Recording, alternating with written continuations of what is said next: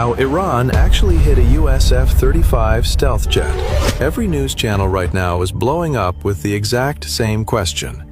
How in the world did a tiny Iranian missile manage to target a fighter jet that even Russia's billion-dollar radar systems can't spot? Let's break down exactly what went down. First, take a look at this beast. The Lockheed Martin F-35 Lightning II, the absolute boss of fifth-generation aviation. The US dropped over $100 million a pop to design this thing to slip right past enemy radar and cruise into hostile territory without breaking a sweat. Its main job? Wiping out enemy air defenses and totally dominating the skies. And to pull that off, it uses the most insane, top-secret stealth tech on the planet. The F-35 had an 8-year combat streak, never shot hit, not even once. So the big question is, what is the ultimate weak spot of the world's most advanced fighter jet?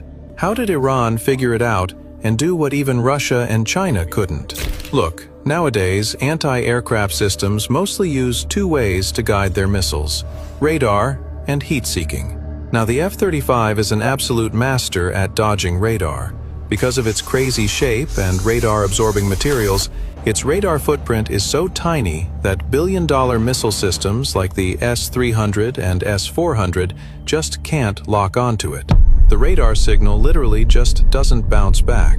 But every superhero has a weakness, right? The F-35 packs a single engine called the Pratt & Whitney F135. It's one of the most powerful fighter engines in the world. But with all that power comes a massive amount of heat. And that insane heat? That's its biggest flaw. The date was March 19th, 2026, 2:50 a.m. Central Iran. Instead of relying on radar for their modern defense, Iran was using something called an infrared search and track system, or IRST. These systems scan the sky looking for heat signatures. And sure enough, this system quickly picked up the super hot exhaust coming from the F-35's engine. The scariest part? IRST doesn't send out any signals of its own, so the F-35 pilot had zero clue he was even locked onto. Now let's talk about Iran's weapon. The missile used in this attack is believed to be the F-35 missile, also known as the SA-67. And this thing is seriously sneaky. It's not your average surface-to-air missile. It's a weird mashup, half kamikaze drone, half missile. It flies super slow and just loiters around a specific area, flying in a figure-8 pattern. It has its own optical and heat sensors built right in. It basically just hangs out and waits. And the second it catches the heat of a jet, it pounces. The craziest thing is that the F-35 can be guided by a network of infrared sensors on the ground. But hold up. Just because there was no radar warning doesn't mean the F-35 is a sitting duck when a missile is launched. This jet is packed with a super advanced distributed aperture system, or DAS.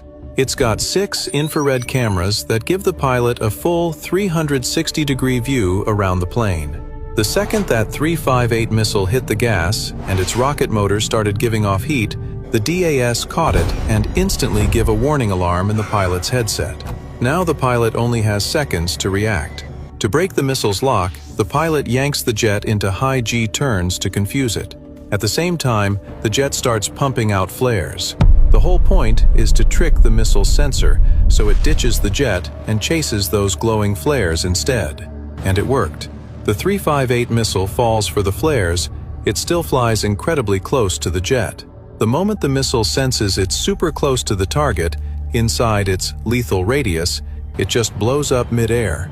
The shockwave and high-speed shrapnel from that blast shred the F-35. It completely strips away the stealth coating and wrecks the flight control systems. It wasn't a direct hit that turned the jet into a fireball, and that's exactly why, even with massive damage, the pilot managed to pull off a safe emergency landing. Iran proved that you don't need a billion-dollar radar to bring down America's most advanced jet.